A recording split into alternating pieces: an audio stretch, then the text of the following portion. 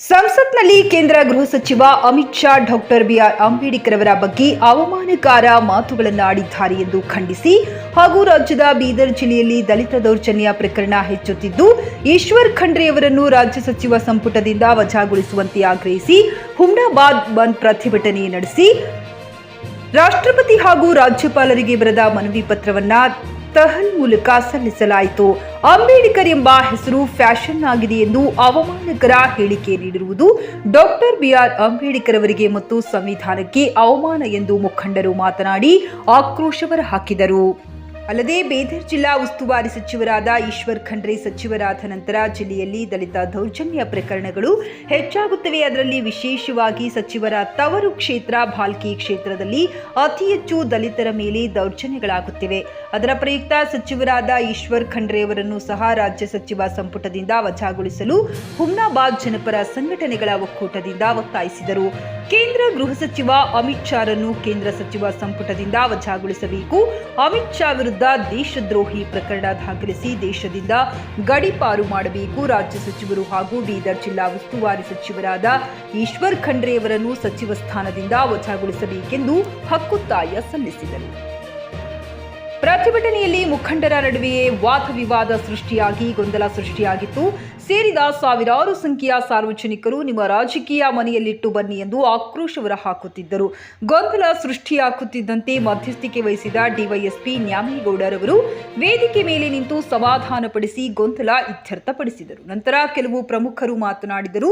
ಪ್ರತಿಭಟನಾ ಸ್ಥಳಕ್ಕೆ ಆಗಮಿಸಿದ ತಹಶೀಲ್ದಾರ್ ಅಂಜುಮ್ ತಬ್ಸುಮ್ ರಾಷ್ಟ್ರಪತಿ ಹಾಗೂ ರಾಜ್ಯಪಾಲರಿಗೆ ಬರೆದಿರುವ ಮನವಿ ಪತ್ರ ಸ್ವೀಕರಿಸಿದರು. ಬಂದ್ ಪ್ರತಿಭಟನೆ ಶಾಂತಯುತವಾಗಿ ಪೂರ್ಣಗೊಂಡಿತು. ಈ ಸಂದರ್ಭದಲ್ಲಿ ರಮೇಶ್ ದಾಕುಳಿಗಿ, ಅಂಕುಶ್ ಗೋಖಲೆ, ಶೇಖ್ ಮಕ್ಸೂದ್, ಪ್ರಭು ತಾಳಮಾಡಗಿ, ಗಜೇಂದ್ರ ಕನಕಟ್ಕರ್, ಬ್ಯಾಂಕ್ ರೆಡ್ಡಿ, ಚೇತನ್ ಗೋಖಲೆ, ಸುರೇಶ್ ಗಾಂಗ್ರೆ ಸೇರಿದಂತೆ ಅನೇಕರು ಉಪಸ್ಥಿತರಿದ್ದರು. JK news Kannada, Humnabad. ಇದು ಭ್ರಷ್ಟರ ಪಾಲಿಗೆ ಸಿಂಹ ಸ್ವಪ್ನ.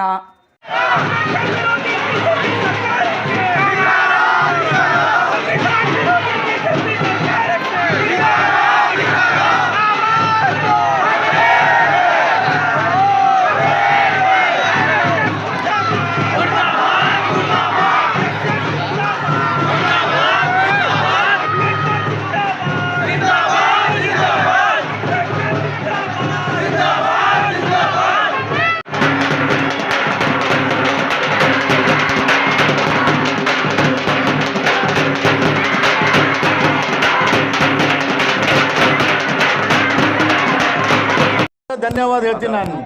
ಯಾಕಂದ್ರೆ ನಾನು ಭಾಳಷ್ಟು ದಿನ ಆಗಿನ ಮೇಲೆ ನಾನು ನೋಡ್ತಾ ಇದ್ದೀನಿ. ಇಷ್ಟು ಜನ ನೀವೇನು ಸೇರಿದ್ರಿ, ನಿಮಗೆಲ್ಲರಿಗೆ ಕೋಟಿ ಕೋಟಿ ಪ್ರಣಾಮ ಹೇಳ್ತೀನಿ ನಾನು.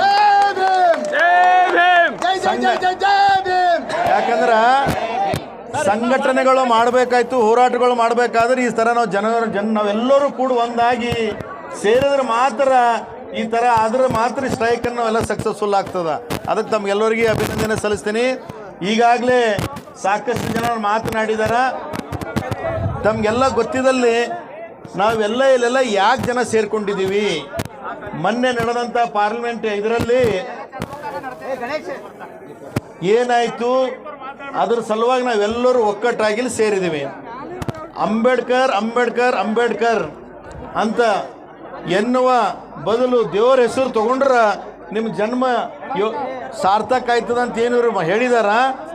ಯಾರು? ಅಮಿತ್ ಶಾ ಅವರು. ಅದಕ್ಕೆ ಇದು ಅಮಿತ್ ಶಾ ಅವರಿಗೆ ಹೇಳೋದನ್ನು ನಾನು ಇದೆಲ್ಲ ಖಂಡಿಸ್ತೀನಿ. ಯಾಕಂತ ಅವ್ನು ನೋಡ್ತಾ ಇದ್ದೀರಿ, ಇವತ್ತು ನಾವು ಇಷ್ಟು ಜನ ಸೇರಬೇಕು, ಇಷ್ಟೆಲ್ಲ ಮಾಡಬೇಕು ಅಂದ್ರೆ ಇದು ಸಂವಿಧಾನ ಬರೆದಂಥ ಅಂಬೇಡ್ಕರ್ ಅವರು ಮಾಡಿದ್ದಾರೆ ಅಂಥೇಳಿ ಇವತ್ತು MLC ಆಗಲಿ, ನಾನಲ್ಲಿ, ನೀವಾಗಲಿ ಎಲ್ಲರೂ ಇಲ್ಲಿ ಸೇರಿದ್ದೀವಿ. ಇಡೀ ದೇಶದಲ್ಲೇ, ಇಡೀ ಜಗತ್ತಿನಲ್ಲೇ ಯಾವುದಾದ್ರೂ ಸಂವಿಧಾನ ಇದೇ ಚೆನ್ನಾಗಿ ಅಂತಂದ್ರೆ ಅದು ನಮ್ಮ ಭಾರತ ದೇಶದ ಸಂವಿಧಾನ. ಅದಕ್ಕೆ ತಾವು ನೋಡ್ತಾ ಇದ್ದೀರಿ, ಇದು ಸಂವಿಧಾನ ಬರಿಬೇಕಾದ್ರೆ 2 ವರ್ಷ 11 ತಿಂಗಳು ಹತ್ಯದ. ಸುಮಾರು ಎಲ್ಲ ದೇಶ ತಿರುಗಾಡಿ ಎಲ್ಲೆಲ್ಲಿ ಒಳ್ಳೆಯದು ಏನೇನಿದೆ ಸಂವಿಧಾನದಲ್ಲಿ ಬರೆದಂಥ ಎಲ್ಲ ರಚನೆಗಳನ್ನು ಒಕ್ಕಟ್ಟಾಗಿ ಮಾಡಿ ಈ ಸಂವಿಧಾನ ಬರೆದಂಥ ಇವತ್ತಲ್ಲ, ಸೂರ್ಯ ಚಂದ್ರ ಭೂಮಿ ಇರೋವರೆಗೆ ಅಂಬೇಡ್ಕರ್ ಹೆಸರು ಅಮರವಾಗಿರ್ತದೆ. ಯಾಕಂತ ತಾವು ನೋಡ್ತಾ ಇದ್ದೀರಿ, ಇದು ಇದು ಅಂಬೇಡ್ಕರ್ ಯಾರ್ದು ಆಸ್ತಿ ಅಲ್ಲ, ಇದು ಜಗತ್ತನಾರು. जीने से बेहतर एक दिन शेर का जीने वाले हजरत टीपू सुल्तान को याद करते हुए उनको मैं बाबा साहब को नमन करते हुए अपनी बात को कहना चाहता हूँ। देखिए, अमित शाह सब कह रहे हैं अमित शाह अपमान किया, अपने अमित शाह बाबा साहब का अपमान किया। जिस महान व्यक्ति को इस विश्व रत्न, इस देश को महान संविधान देने वाला, जिनके निधन पर 40 से ज्यादा देश अपना झंडा, अपना नेशनल फ्लैग नीचे कर जिनको सम्मान दिया था, उस महान व्यक्ति का कोई गरीपार और कोई चाय वाला अपमान नहीं कर सकता। याद रखिए, क्योंकि इस भारत में जातिवाद को खत्म करने वाला, हर किसी को सम्मान से जीने का अधिकार देने वाले बाबा साहब का, मेरे लीडर, आपके लीडर को कोई गरीबार अपमान नहीं कर सकता। उसको ये भी पता है कि उस स्थान पर बैठने के लिए भी जो अधिकार दिया है वो बाबा साहब की भीख है उस अमित शाह को। याद रखिए, आज बहुत अफसोस होता है कि आज कुछ पॉलिटिकल इश्यूज की वजह से हम जिस मकसद से यहाँ पर जुड़े थे, जिस बाबा साहब के सम्मान के लिए जुड़े थे, उस अमित शाह से ज्यादा तो अपमान आज हम लोगों ने यहाँ पर किया। बहुत शर्म की बात है। याद रखिए, जिस बाबा साहब की भीख की वजह से आज जो एमएलए एमपी बनकर बैठे हैं, यही एमएलए एमपी आज बाबा साहब पर जब अपमान होता है तो सिर्फ दिल्ली में नहीं, गली गली में हो रहा है। और सिर्फ दिल्ली में अमित शाह नहीं, आज आपके हर गली में अमित शाह बैठा है।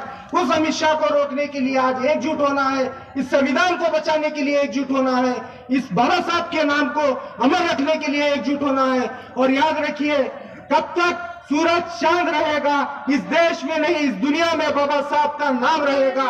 और ಗ್ರಾಹಕರ ಸ್ಯಾಟಿಸ್ಫ್ಯಾಕ್ಷನ್ ನಲ್ಲಿ ನಂಬರ್ 1 ತೃಪ್ತಿದಾಯಕ ಶೋರೂಮ್ ನಿಮ್ಮ ಎಸ್ಪಿ ಟಿವಿಎಸ್ ಶೋರೂಮ್ ನಿಮಗಾಗಿ ತಂದಿದೆ ಹೊಸ ಮಾಡೆಲ್ಗಳ ಹೊಸ ಬೈಕ್ಗಳು, ರೈತರಿಗಾಗಿ ಅನುಕೂಲವಾಗಿರುವ ಸೂಪರ್ ಎಕ್ಸೆಲ್ ಕೂಡ ಲಭ್ಯ. ಹಾಗಿದ್ರೆ ಹಿಂದೆ ಭೇಟಿ ನೀಡಿ ಎಸ್ಪಿ ಟಿವಿಎಸ್ ಶೋರೂಮ್ ಮಾಲೀಕರು ಲೋಕೇಶ್ ಆರ್ಜಿ. ಹೆಚ್ಚಿನ ಮಾಹಿತಿಗಾಗಿ ಸಂಪರ್ಕಿಸಿ 8494951009, ನಾಗಲಕ್ಷ್ಮಿ ದಾಬಾ ಹತ್ತಿರ, ಗುಲ್ಬರ್ಗಾ ರೋಡ್, ಹುಮರಾಬಾದ್.